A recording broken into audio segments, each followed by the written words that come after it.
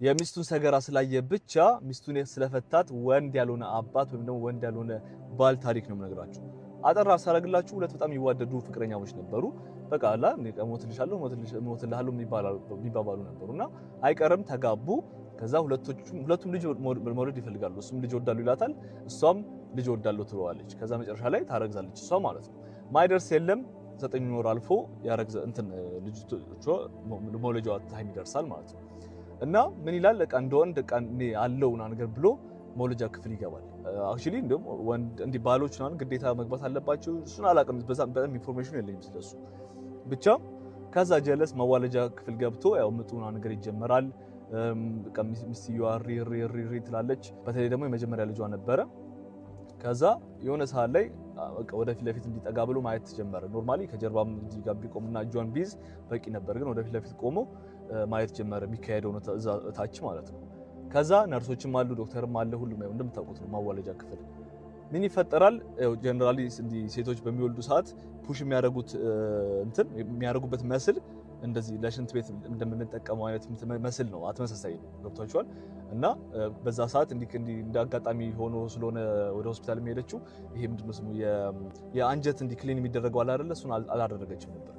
ከዛ ምን ይሆናል ፈትለክ ብሎ አጅሬ ይወጣል። በቃ እንትን አለችው ማለት ነው። ተፈጥሮ ነው። እንደውም ከ50% የሚሆኑ ሴቶች ላይ ሀፕን ያደርጋል በወልጃ ሰዓት። ሴቶችን ማታውቁ ከሆነ ያው ነግራቸዋለሁ፣ አሁን እንዳትደነግጡ ማለት ነው። ከዛ ጀለስ አየው ይሄንን ባልይ ተብየው ማለት ነው። ከዛን ቀን ጀምሮ ያው ልጁም ተመስገን ተወለደ። ሴትዮዋም በቃ በሰላም እናት ሆነች፣ እሱም አባት ተባለ። ከዛ ምንድነው ስሙ በጣም ተቀያየረባት በአንድ ጊዜ። ከዛ ምንድነው ስትለው እንደዚህ ካየው በኋላ በቃ አስጠላሽ ነገር አለ እንዲ ላንቺ ያለኝ አስተያየት በጣም ተቀየረ።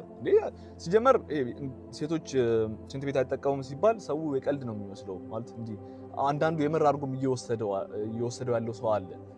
ገብታችኋል? ሴቶች አበባ ብቻ ነው እንደ ሽንት ቤት ወጥተው ጣል የሚያደርጉት የሚዘርበልሉት ሲባል የሚያምኑ ሰዎች አሉ መሰለኝ። እና እሱ አንዱ ከነሱ ነበር። እና ደበርሽኝ አላት። በቃ ደበርሽኝ። እውነቱን ነው እሱም የተናገረው። ግን አትሊስት እኔ እንጃ አባት ለመሆን ወይ ደግሞ እንደዚህ ሴት ላይ ኢንተረስት ሲኖር እነዚህ ነገሮች ማወቅ ግድ ይላል። በእርግጠኝነት ከዚህ አሁን 80% የሚሆነው እዚህ ኮሜንት ውስጥ የሚገኙት ወይ ደግሞ ይሄን ቪዲዮ የምታዩ ሰዎች ላታውቁ ትችላላችሁ። አይ ዶንት ኖ። ከዛ በቃ ከዋለ ለሱ ያላት ኢንተረስት ለሚስቱ ያለው ኢንተረስት በጣም በአንድ ጊዜ ጠፋ። ከዛ ፍቺ ጠየቃት። ያው በእንደዚህ እንትን አድርጎ ማለት ነው አከታትሎ። ኢቭን እሱ አላጸዳላትም እኮ ነርሶች አሉ ሁሉ ጊዜ እንዲ ጓንት አድርገው ቢጠብቁ እንደዚህ ነገር ሀፕን ሲያደርግ እንዲ ሰብሰብ አድርገው ወደ